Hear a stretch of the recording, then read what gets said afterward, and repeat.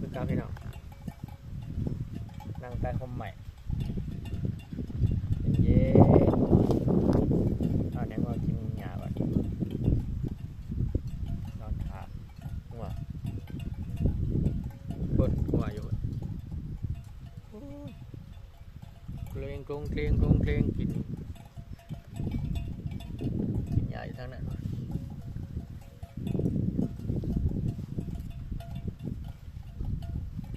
รับพักผ่อนก่อน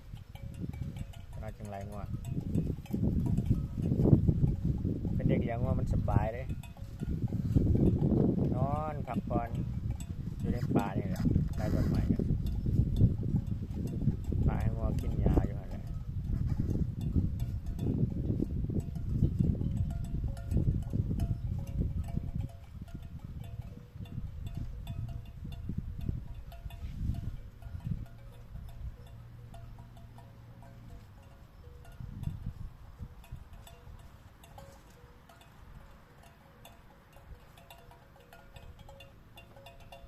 ใต้ต้นไม้เลย